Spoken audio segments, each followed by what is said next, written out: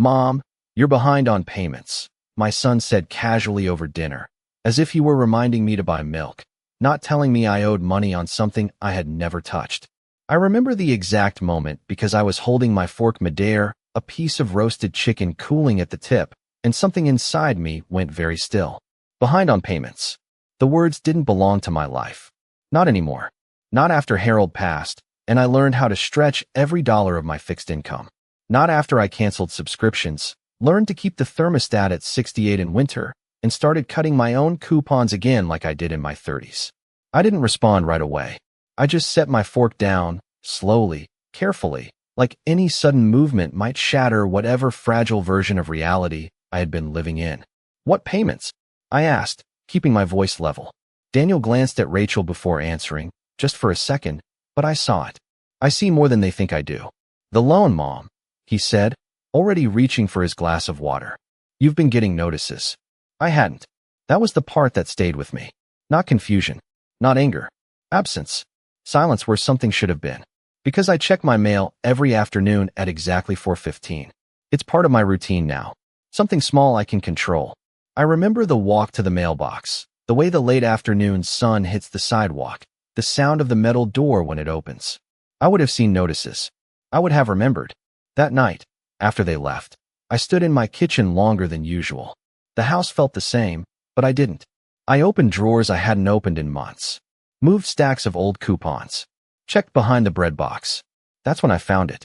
A single envelope, wedged flat against the back of the drawer like it had been pressed there intentionally. White. Official. Unopened. My name typed cleanly across the front. But the address, not quite right. Close enough to pass at a glance. Wrong enough to matter. I held it in my hands for a long time before opening it. My fingers didn't tremble. That surprised me. I thought they would. But instead, everything felt precise. Measured. I slid my thumb under the flap and pulled. The paper inside was thick. Formal. Unforgiving. Final notice. The words were bold. Direct. No softness. No mistake. I read the first paragraph once. Then again. Then a third time, slower. Loan. Balance due. Missed payments. Penalties. All in my name. All tied to an account I had never opened. I folded the letter carefully along its original crease and set it on the table. Then I looked around my kitchen, at the same cabinets Harold installed 25 years ago, at the same clock ticking above the stove, at the same quiet life I thought I understood. And for the first time, I realized something simple. This wasn't a mistake. Someone had made sure I didn't see this. And suddenly, the silence in my mailbox made sense. I spent the rest of that afternoon not doing anything unusual, and that was the point. I washed the dishes I had already washed that morning. I wiped down the same counters twice. I even watered the small plant by the window, although it did not need it. Routine can be a kind of shield if you use it correctly. By the time the sun began to lower, I had arranged everything in my mind into something that resembled order. Facts first, assumptions later, emotion last. That evening, Daniel called. He does not call often, not without a reason. I let it ring twice before answering. "Mom, just checking in," he said, his tone light, almost rehearsed. In the background, I could hear dishes clinking, Rachel moving around their kitchen. I pictured it clearly. Their open floor plan. The large island. The expensive fixtures they installed last year. Things I noticed but never questioned. "I am fine," I replied. "I went to the bank today." There was a pause. Small. Brief. But real. "Oh," he said too quickly. "What for?" I walked to the window as I spoke, looking out at the quiet street, the same street I had lived on for 38 years. "I had a question about my account," I said. I did not offer more. Silence is useful. It makes the other person fill the space. "Everything okay?" he asked. I could hear it now. The edge beneath his voice. Not concern. Calculation. I let a second pass. Then another. "They showed me a loan," I said. Finally. Simple. Direct. No accusation. On the other end, something shifted. Not loudly. Not dramatically. But enough. "Right?" he said, clearing his throat. "That. I meant to talk to you about it." "Meant to." I leaned my hand against the cool glass of the window. "When?" I asked. Another pause. Longer this time. "We have just been busy," he said. "You know how things are." I did know. Or at least, I knew what he wanted me to believe. "The address is yours," I continued, still calm. Still even. Why would my mail go to your house? There it was. The question that mattered. Not the loan. Not the money. The control. The line went quiet long enough that I could hear my own breathing. Then Rachel's voice in the background, low but urgent. I could not make out the words, but I recognized the tone. Prompting. Guiding.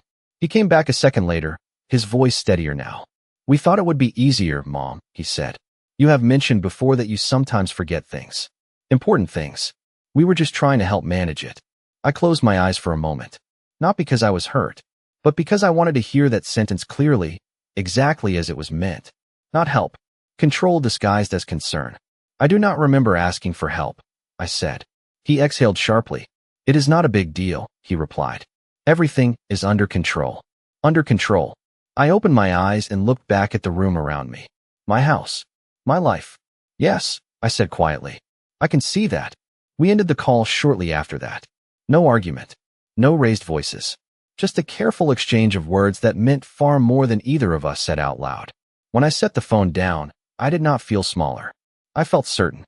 Because now I understood something I had only suspected before. This had not started recently. It had been building, piece by piece, decision by decision, each one small enough to ignore on its own, until it was not small anymore. I walked to the drawer where I had found the letter and opened it again, looking at the empty space where it had been hidden. That was when I realized something else. If they had been controlling what I saw, then there was more I had not seen yet. And that meant the truth was still incomplete. The next morning, I woke up earlier than usual, not because I had somewhere to be, but because my mind had already moved ahead of me. I lay there for a few seconds, staring at the ceiling, letting the quiet settle before I moved. There is a difference between reacting and preparing, and I had no intention of reacting. I dressed slowly, choosing the same gray cardigan I always wore on ordinary days, the one that made me look exactly like the version of myself they had already decided I was. Predictable, manageable, easy to guide. In the kitchen, I made my coffee the same way I always had, measuring each spoon carefully, waiting for the machine to finish its slow, familiar drip. But this time, I did not turn on the television. I wanted silence. I wanted to hear my own thoughts clearly. I sat at the table with the bank documents spread neatly in front of me, alongside the letter I had found. I read through each page again, not looking for emotion, but for patterns. Dates, signatures, authorizations. There it was again. My name. Signed. Repeated more than once. I have signed my name thousands of times in my life. On checks. On school forms for Daniel. On documents when Harold and I bought this house. I know the rhythm of it. The pressure. The slight curve at the end of the last letter. What I saw on those pages was close. Close enough to pass if someone was not looking carefully. But I was looking carefully. I traced the printed signature lightly with my finger, not to confirm what I already knew, but to understand how far this had gone. This was not a single moment. Not a single decision. This was a process. Something repeated. Practiced. Refined. After breakfast, I did something I had not done in years. I went to the small cabinet in the hallway where Harold used to keep our old records. Insurance papers. Property documents. Tax returns from years we barely remembered. I had not touched that cabinet since he passed. Not because I could not, but because I did not need to. Or at least, I thought I did not. I pulled the drawer open slowly, the wood making a soft, familiar sound. Inside, everything was exactly as we had. Left it. Organized. Labeled. Careful. Harold believed in keeping things in order. He used to say that paperwork tells a story if you are patient enough to read it. I began pulling out old documents, comparing signatures, checking dates, matching patterns. It took time. More time than I expected. But piece by piece, the story began to shift. There were gaps. Months where I had no record of receiving anything. Periods where activity increased without explanation. It was subtle, designed to be overlooked. But now that I was looking, I could not unsee it. Around noon, I sat back in my chair and looked at the spread of papers across the table. My table. My home. My life laid out in black ink and quiet decisions made without me. I did not feel overwhelmed. I felt focused. Because now I understood something else. They had not just taken control of my mail. They had taken control of the timing. What I saw, when I saw it, what I signed, and what I never knew existed. I gathered the papers carefully, stacking them in order, aligning each edge with precision. Then I placed them back into my purse, alongside the letter and the documents from the bank.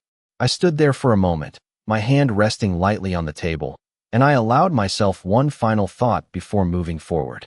If they believed I was unaware, then that was their advantage. But if I remained quiet, if I let them continue believing that, then it would become